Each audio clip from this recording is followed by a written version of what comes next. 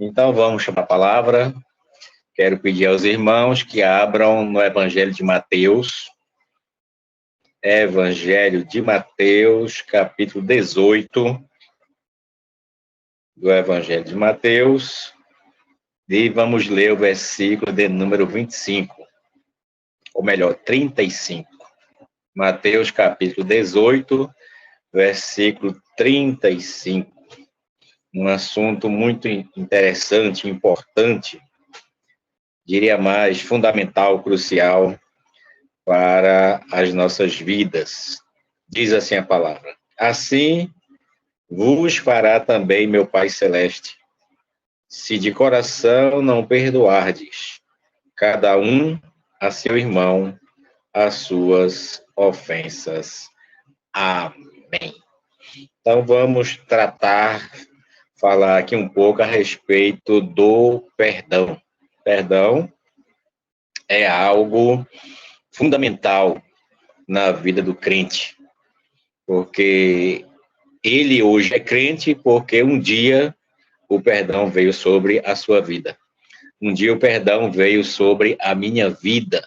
Por isso eu estou nessa condição de crente, filho de Deus, lavado, remido pelo sangue de Jesus, com o nome escrito no céu, no livro da vida. E começou lá, com o perdão, um arrependimento, um reconhecimento e, junto com isso, o perdão dos pecados.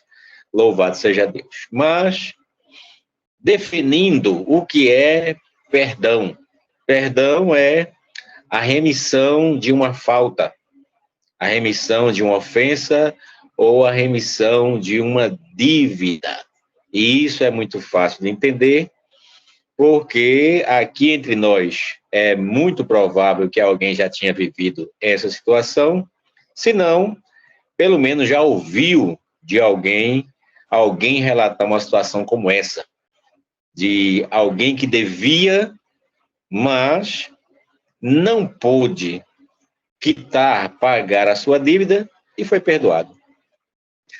Não porque não quisesse, não porque tivesse uma má índole, não porque fosse uma pessoa desonesta. É uma pessoa honesta, é uma pessoa direita, é uma pessoa que você conheceu, que você conhece, sabe quem é, mas que estava passando por um momento difícil na vida e aí recorreu a você, você ajudou, estendeu a mão, mas como ele imaginava que acontecesse, não aconteceu.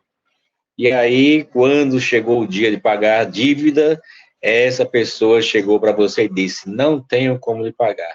Infelizmente, gostaria muito de honrar esse compromisso, até porque você me socorreu, você me ajudou, você me estendeu a mão em um momento difícil que eu estava passando, e eu fiz previsões, eu fiz prognósticos, criei expectativa, mas infelizmente nada daquilo que eu esperava que acontecesse, aconteceu e, portanto, no momento eu não tenho como pagar a sua dívida. E às vezes a pessoa libera da dívida.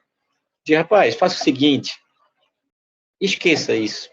Deixe isso para lá, deixe isso de lado. Eu sei quem é você, eu sei que você não pagou, não é porque você não honra o compromisso, não é porque você esteja desonesto, eu sei e conheço o momento que você está vivendo e sei que não foi por má vontade, porque você não pôde realmente pagar a dívida. E aí perdoa-se a dívida e aquela pessoa fica livre daquela dívida, porque foi perdoada a dívida, foi remida a dívida. Isso é perdão.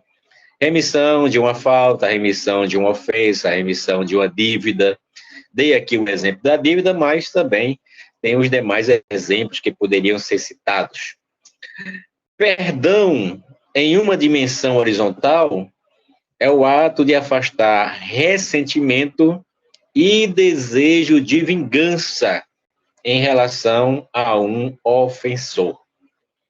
É um ato de afastar ressentimento e desejo de vingança em relação a um ofensor. É o perdão. Quando o perdão entra, esse ressentimento, esse desejo de vingança, ele é deixado de lado, ele é esquecido, ele não é mais cogitado. Por quê? Porque houve a liberação do perdão. Não é algo fácil para se fazer, porque nós somos crentes, mas não deixamos de ser gente. Continuamos sendo gente e temos os nossos sentimentos, e temos a nossa honra, e temos o nosso orgulho. Tem tudo isso que todas as pessoas têm.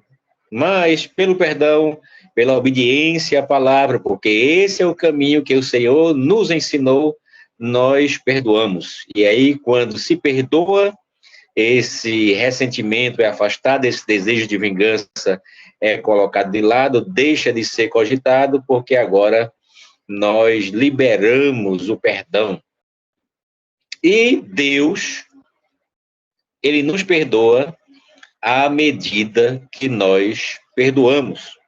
Aquele texto da oração que o Senhor nos ensinou, lá de Mateus capítulo 6, e no versículo de número 12, o Senhor, a palavra nos diz assim: perdoa-nos as nossas dívidas, assim como nós perdoamos aos nossos devedores. Deus nos perdoa à medida que nós perdoamos aquele que nos ofendem, aqueles que nos causaram dor, aquele que nos deram algum prejuízo. À medida que nós perdoamos, somos perdoados pelo Senhor. E se a gente parar muito rapidamente, vamos entender, vamos saber que precisamos do perdão do Senhor todos os dias. Porque falhamos, porque erramos. Quem é que não falha? Quem é que não erra com alguém ou com o próprio Senhor? Então, todos os dias nós precisamos, nós somos carentes, necessitamos do perdão do Senhor, mas só teremos o perdão do Senhor, como diz a sua palavra, se nós também perdoarmos aquele que nos ofende. Porque Deus nos perdoa à medida que nós perdoamos aqueles que nos ofendem. Louvado seja o nome do Senhor. E eu quero trazer aqui rapidamente 4 considerações a respeito do perdão. Primeira é que entender o perdão de Deus deve nos tornar pessoas mais dispostas a perdoar. Entender o perdão de Deus nos torna mais dispostos a perdoar. Por quê? Porque se nós formos olhar para o nosso Senhor Jesus Cristo e tudo aquilo que ele passou e tudo aquilo que ele sofreu e tudo aquilo em nosso favor e tudo aquilo que ele não precisava passar, porque a Bíblia diz que nele não se achou engano nem nenhum pecado, então ele não tinha dívida alguma, ele não devia a ninguém, ele não precisava fazer aquilo por ele mesmo e também não precisava fazer pelos outros, mas ele quis.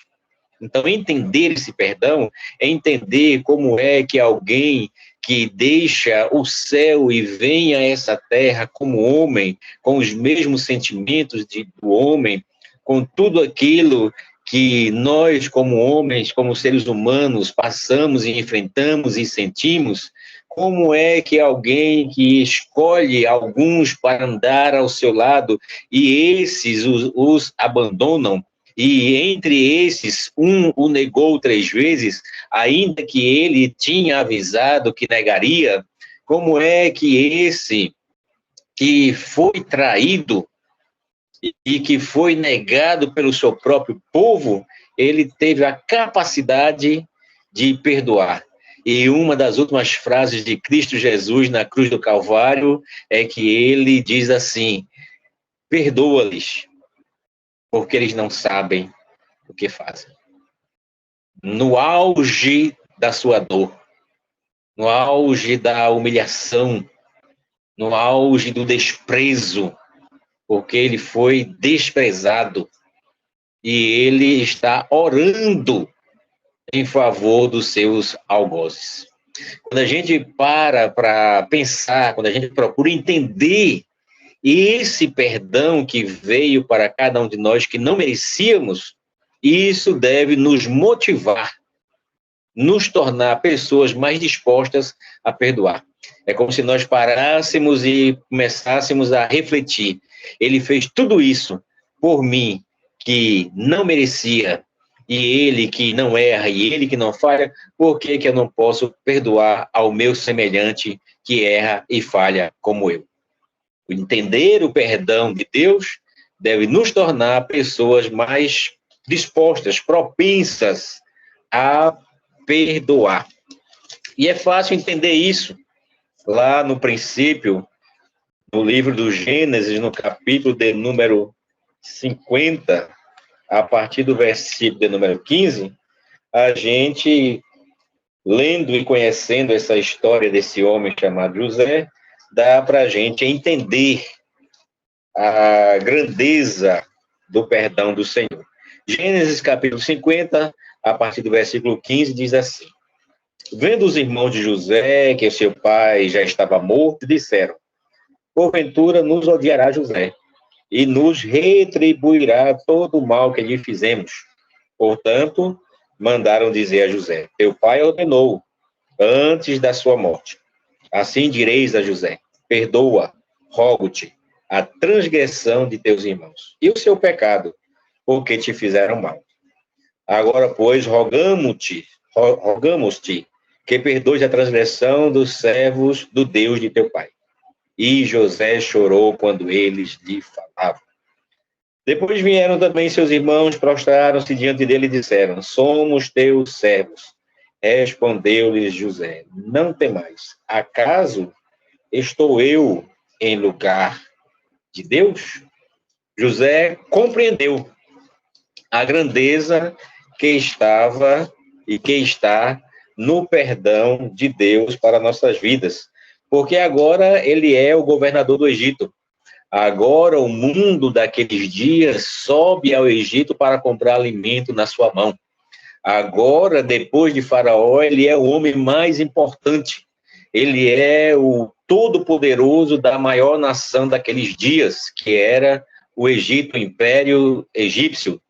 E agora os seus irmãos que lhe tentaram fazer e que fizeram tanto mal a ele, estão todos vulneráveis. Mas José, entendendo essa grandeza do perdão de Deus, ele diz: Acaso estou eu em lugar de Deus? Quem sou eu para julgar? Quem sou eu para condenar? Quem sou eu para negar? Se o próprio Deus, o grande, o todo-poderoso, o Criador, o sustentador, aquele que me deu vida, aquele que me sustenta, aquele que me dá fôlego de vida, ele me perdoa, quem sou eu para não perdoar? Acaso estou eu em lugar de Deus? Por quê? Porque entender o perdão de Deus deve nos tornar propensas a perdoar.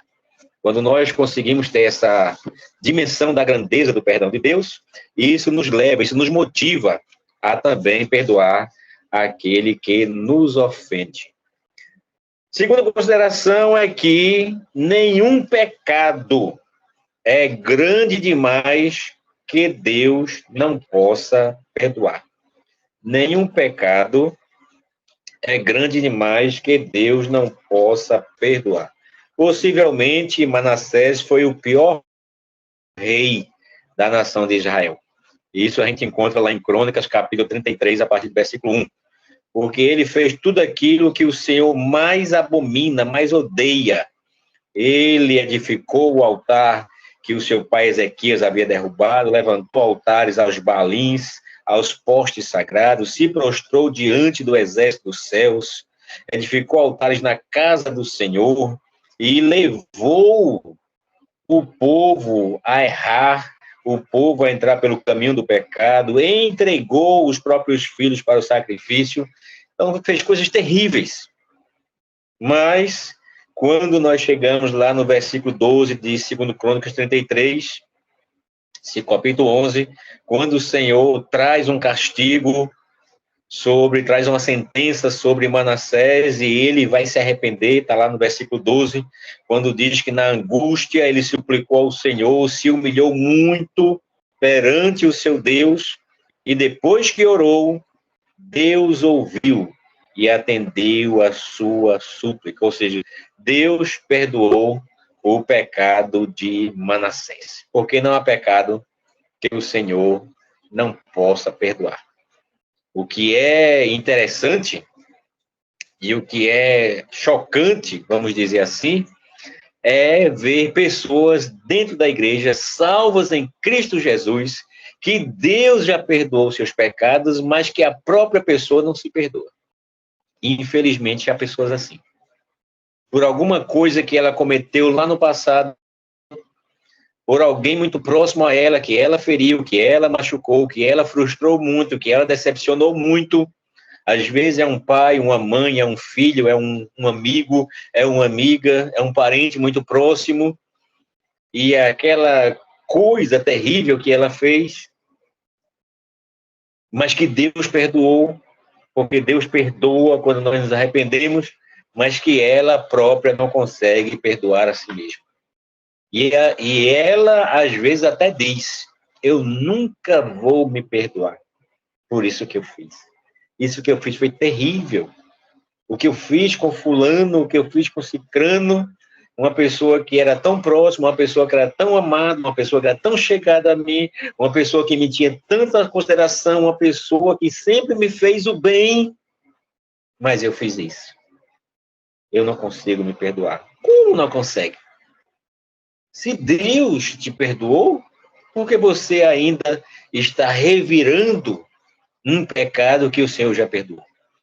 Porque a Bíblia diz que ele nos perdoa e que ele lança no mar do esquecimento. Ele diz assim, dos teus pecados não me lembrarei mais. Ele que podia lembrar, ele que podia cobrar, ele que podia lançar em rosto, ele lança no mar do esquecimento, ele diz, dos teus pecados não me lembrarei mais. Por que é que você fica lembrando? Por que é que você fica lembrando? Por que é que você fica remoendo o passado? Por que é que você fica trazendo o passado ao presente, vez ou outra? Por que você ainda está fazendo isso? Por que você faz isso consigo mesmo, se Deus já te perdoou? Pode. Não tem pecado que Deus não possa perdoar. Todo pecado Deus pode perdoar. Deus só não pode perdoar o pecado que é a blasfêmia contra o Espírito Santo. Esse daí não tem perdão. Mas os demais pecados, Deus perdoa. E Deus já perdoou. Você é crente, lavado, remido pelo sangue de Jesus. O sangue de Jesus, que é o sangue purificador, lhe purificou, lhe lavou de todos os pecados. A Bíblia diz assim, quero trazer à memória aquilo que me dá esperança. Como é que isso que trouxe tanta lágrima, tanto choro, tanta tristeza para você e para aqueles que estavam à sua volta naquele determinado momento, e você está trazendo ainda isso à memória, à lembrança, ao presente? A recomendação da palavra é, quero trazer a lembrança, a memória, aquilo que me dá esperança. Quero trazer a lembrança, aquilo que me dá esperança. Lá do passado, nós trazemos aquilo que nos dá esperança. Não aquilo que um dia nos atormentou. Você precisa conversar com o Senhor. Você precisa rasgar, derramar o seu coração diante do Senhor, para que Ele te liberte dessas prisões do passado. Porque nenhum pecado é grande demais que Deus não possa perdoar. A terceira consideração a respeito do perdão é que o perdão transforma a amargura em alegria. O perdão transforma a amargura em alegria. Em Lucas 15, que conta a história do filho pródigo, e diz que ele foi para uma terra muito distante, a Bíblia, há um texto na palavra do Senhor, um versículo na palavra do Senhor, que diz assim, um abismo chama outro abismo. Foi o que aconteceu com esse filho pródigo. Um abismo chamando outro abismo. Primeiro abismo, ele pediu a herança. Não era para pedir a herança. A herança era para quando seu pai morresse. Aí sim ele podia, ele tinha o direito à herança, mas ele pediu, com o pai em vida, um, um abismo. Depois o texto vai dizer que ele foi para uma terra distante, outro abismo. Depois o texto diz que ele desperdiçou todos os seus bens, vivendo irresponsavelmente, outro abismo. Depois o texto diz que ele gastou tudo nas farras, mais um abismo. Depois ele foi procurar emprego para cuidar de porcos, que era um animal considerado imundo para os judeus. Outro abismo. Porque um abismo chama outro abismo. Um abismo chama outro abismo. E foi a vida desse filho pródigo aqui. Um erro chamando outro erro. Aí o texto vai dizer, lá no versículo de número 15. Então ele foi e se chegou, final do 14, diz assim, e começou a passar necessidades. Então ele foi e se chegou a um dos cidadãos daquela terra, o qual mandou para os seus campos a cuidar de porcos. Porque quando você, lá no mundo, quando você está bem, quando você tem saúde, quando você está com o bolso cheio, todo mundo quer ser seu amigo. Todo mundo acha você legal, acha você bacana, todo mundo ri do que você diz, todo mundo concorda com o que você fala, mas no dia que você ficar no nada, jogado na sarjeta, ninguém fica com você. Ninguém te quer. Ninguém se aproxima. Todos fogem, todos saem da sua presença. Porque o mundo é assim. Porque o mundo é assim.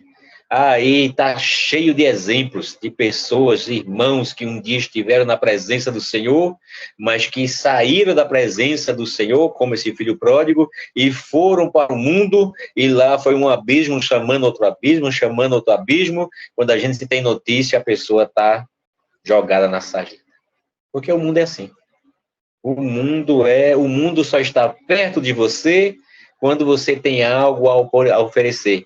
Quando há algo em você que ainda atrai.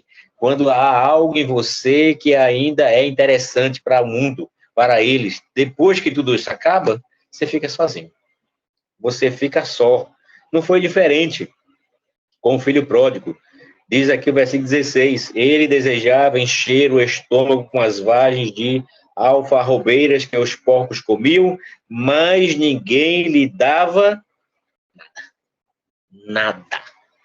Porque o mundo não dá nada. Quando você estiver jogado, caído, ninguém vai aparecer para lhe estender a mão. Eles estão perto quando você tem algo. Eles estão perto quando é interessante. Eles estão perto quando é conivente para eles. Depois que tudo isso passa, você fica só. Você fica sozinho, jogado na rua da amargura, na sarjeta. Foi o que aconteceu com esse filho pródigo. Porque esse texto aqui, fazendo uma aplicação espiritual, é justamente isso. É aquele crente que deixa a casa do Pai, a casa do Senhor, e vai para o mundo.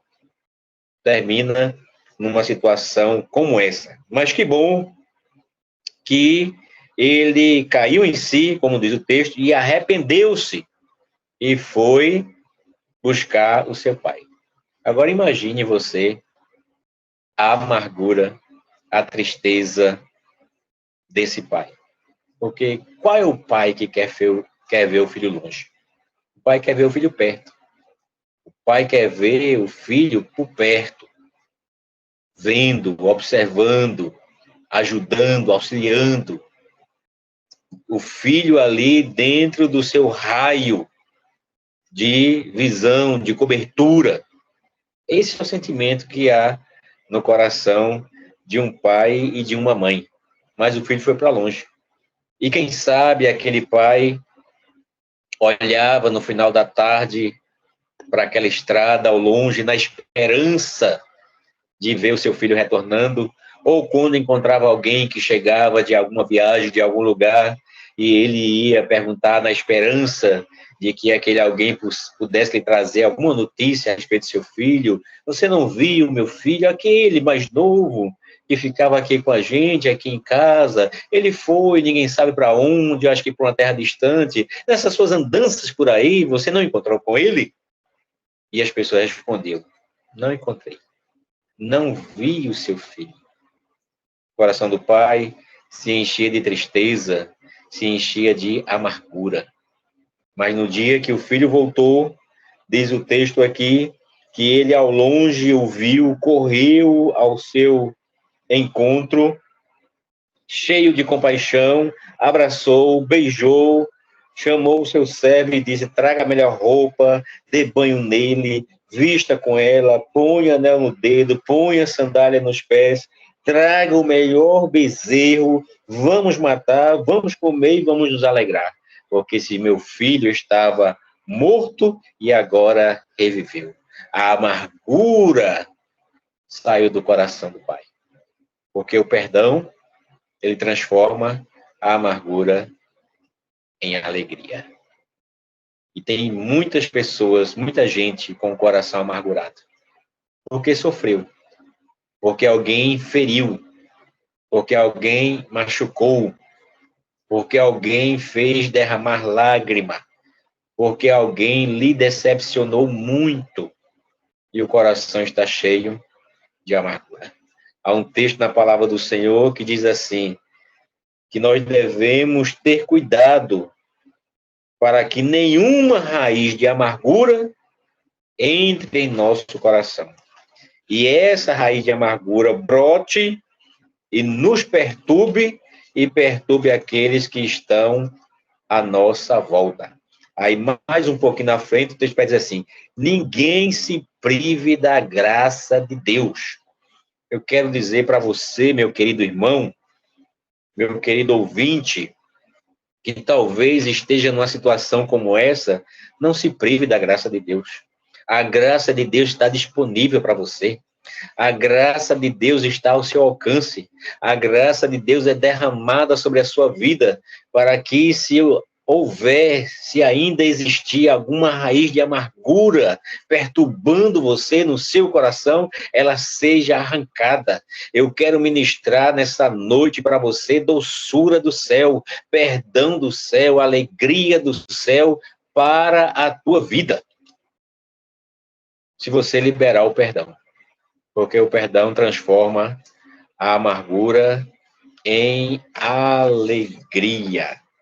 E para a gente encerrar, quero trazer aqui uma quarta e última consideração a respeito do perdão, que veio da boca do Senhor Jesus. Mateus capítulo 23, versículo 34, Jesus disse, e eu disse também, no começo dessa palavra, dessa reflexão, Jesus disse, Pai, perdoa-lhes, pois não sabem o que fazem.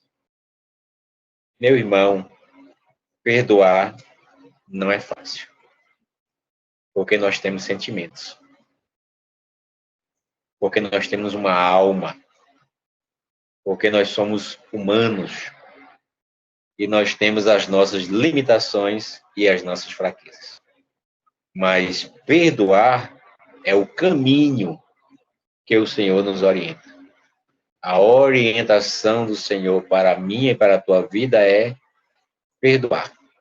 Não importa o quão difícil isso pareça.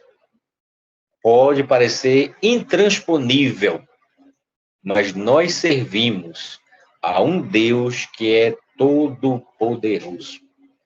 E Ele pode tudo.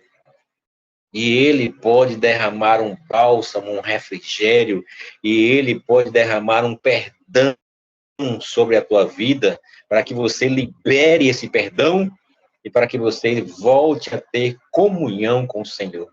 E uma vida de alegria na presença de Deus. O caminho do Senhor, que Ele nos ensina, é o caminho do perdão. Que Deus, pois, nos abençoe em nome de Jesus.